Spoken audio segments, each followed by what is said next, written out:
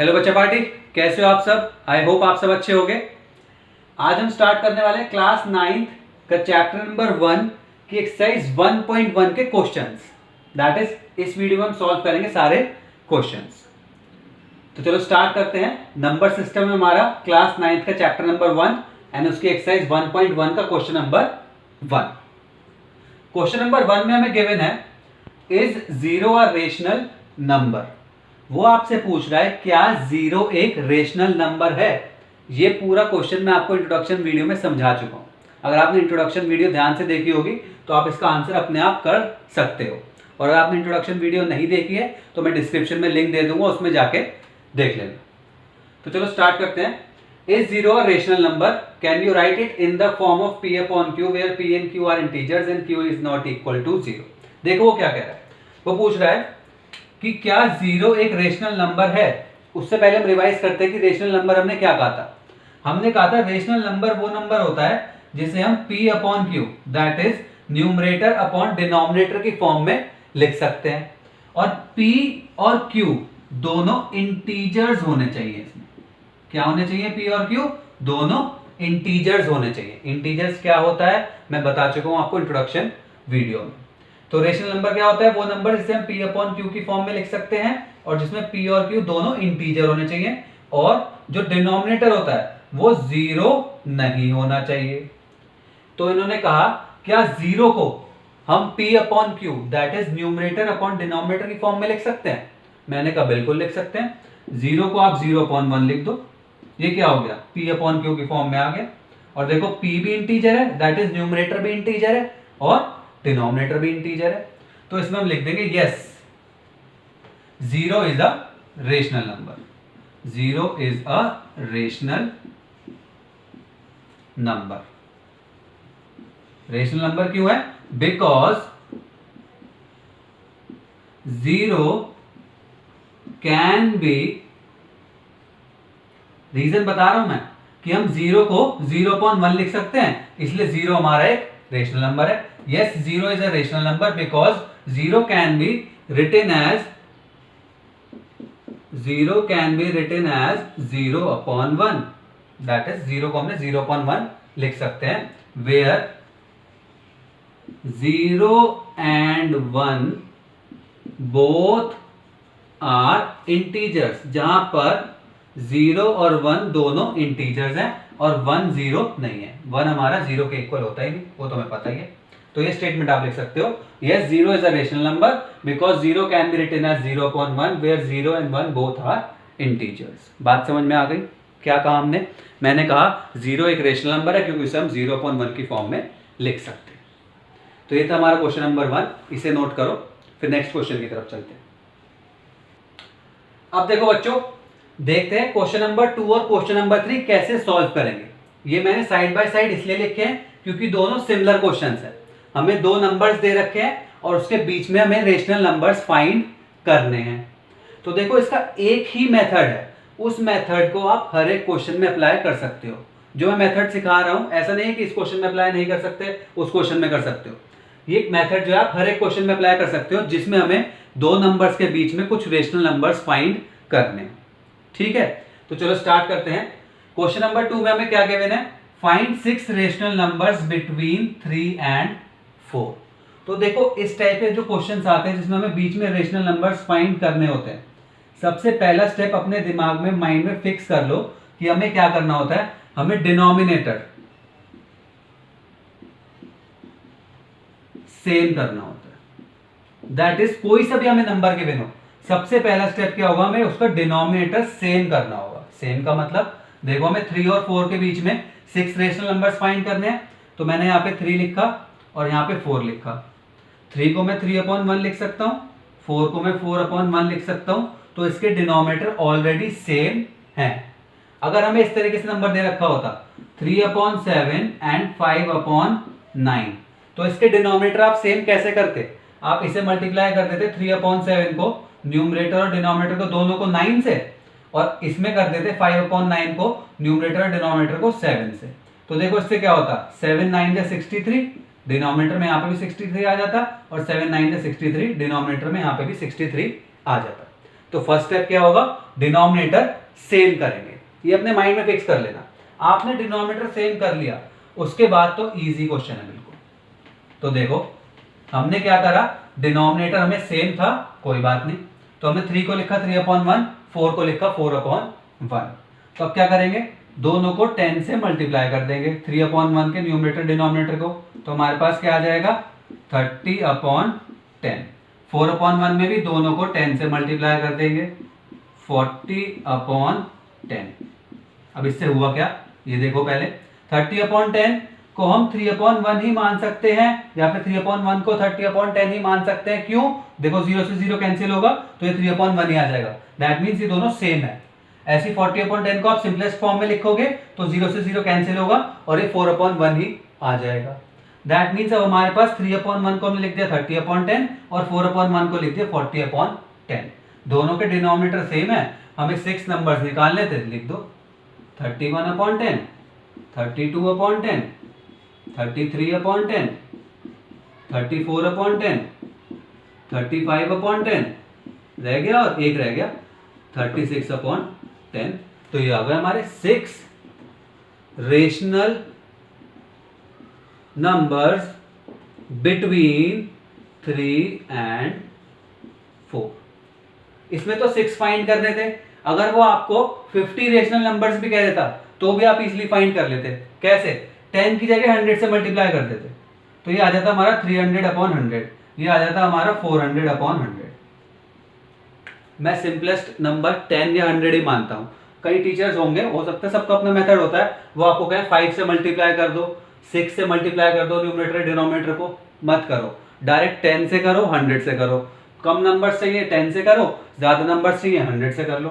ठीक है, तो 300 और ये 400, इसके बीच में 100 नंबर्स आ सकते हैं, तो आप लिख देते हैं 50 नंबर्स निकालने होते तो 301, 302, 303, 304/100 सबके साथ।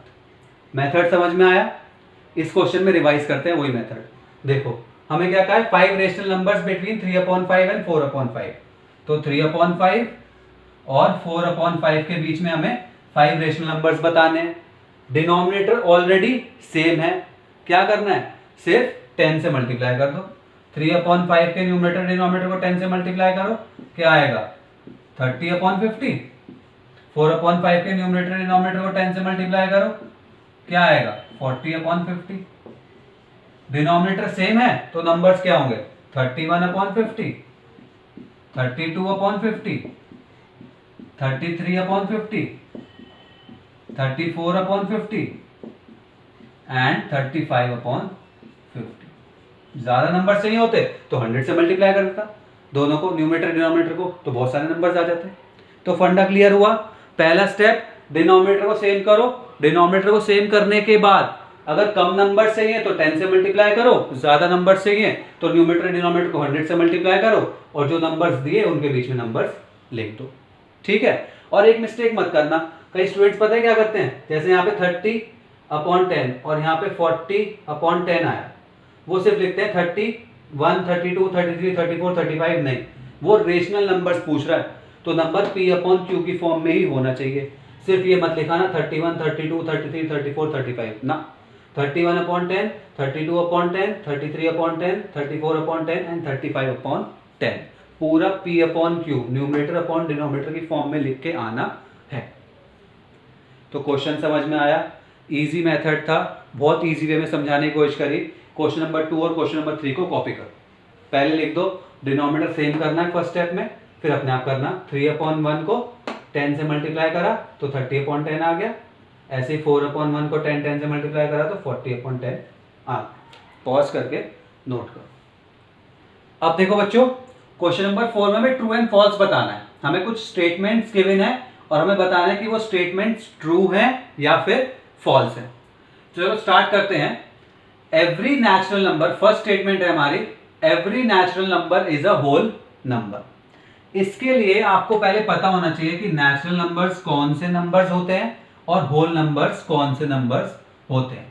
अगर आपको नहीं पता है तो मैंने इंट्रोडक्शन वीडियो का लिंक डिस्क्रिप्शन में दे रखा है, उसमें सब कुछ बताया है कि नेचुरल नंबर्स कौन से होते हैं, होल नंबर्स कौन से होते हैं, इंटीजर्स कौन से होते हैं और रेशनल नंबर्स कौन से होते हैं। डिस्क्रिप्शन में वीडियो का लिंक है, उसमें जाके देख लेना। Introduction video of exercise 1। तो चलो स्टार्ट करते हैं। नेचुरल नंबर्स, मैंने कहा नेचुरल नंबर्स वो नंबर्स होते हैं जो 1 से स्टार्ट होते हैं और पॉजिटिव ऑफ इन्फिनिटी तक सारे नंबर्स, दैट इज सारे पॉजिटिव नंबर्स जो हमारे 1 से स्टार्ट होंगे। और होल नंबर्स कौन से होते हैं? होल नंबर्स में बस एक जीरो एक्स्ट्रा आता है और बाकी सारे हमारे नेचुरल नंबर्स ही होते हैं। दैट मीन जीरो तो है, उसके साथ सारे 1 2 3 4 पॉजिटिव नंबर्स इन्फिनिटी तक। तो ये कह रहे हैं क्या सारे नेचुरल नंबर्स का ग्रुप, एवरी नेचुरल नंबर, क्या सारे नेचुरल नंबर का ग्रुप होल नंबर में आता है? तो ध्यान से देखो, यस आता है भाई। ये 1 से स्टार्ट हो रहे हैं, इन्फिनिटी तक जा रहे हैं और इसमें सारे हैं नंबर्स 1 से स्टार्ट होते हुए इन्फिनिटी तक। तो पहली स्टेटमेंट हमारी क्या हो गई? ट्रू। फर्स्ट स्टेटमेंट हो गई हमारी ट्रू। समझ में आ गया ट्रू क्यों हुई? क्योंकि उन्होंने पूछा एवरी नेचुरल नंबर, क्या हर एक नेचुरल नंबर होल नंबर है? मैंने आपको बता दिया हाँ जी, हर एक नेचुरल नंबर होल नंबर के ग्रुप में आता है। बात समझ में आ गई? नोट कर लो। इसके लिए हमें पता होना चाहिए कि natural numbers and whole numbers क्या होते हैं। नेचुरल नंबर्स 1 से स्टार्ट होते हैं और होल नंबर को याद करने का मैंने तरीका बताया था।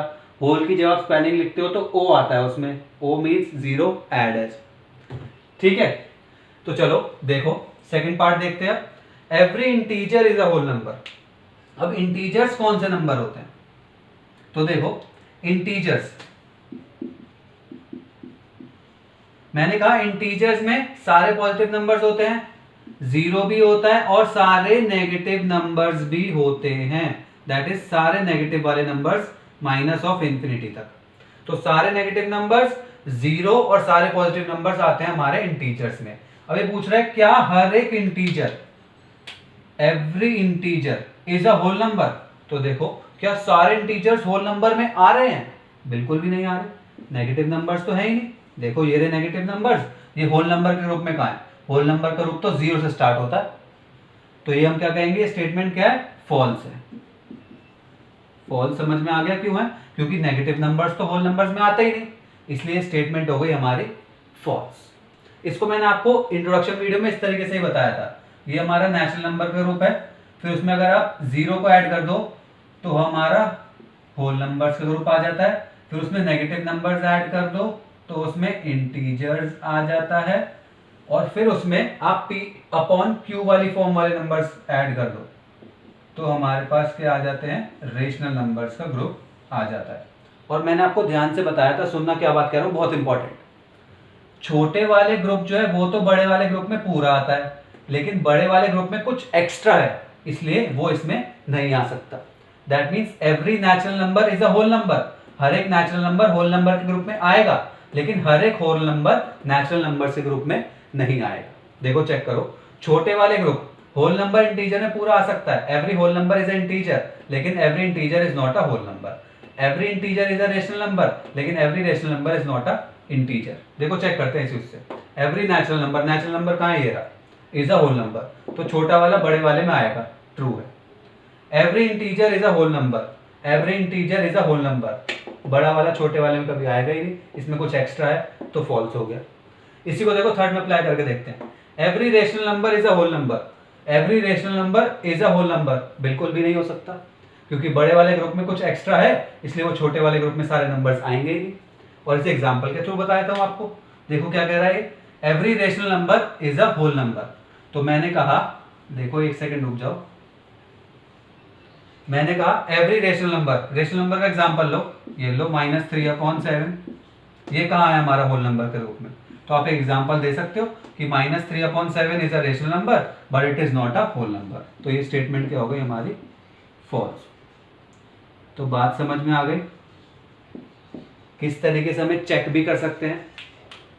छोटे वाले group every natural number is a whole number, बड़े वाले ग्रुप में पूरा आ सकता है, लेकिन बड़े वाले ग्रुप में कुछ नंबर्स एक्स्ट्रा हैं, तभी तो वो बड़ा है, इसलिए वो पूरा छोटे ग्रुप में नहीं आ सकता। बात समझ में आ गई?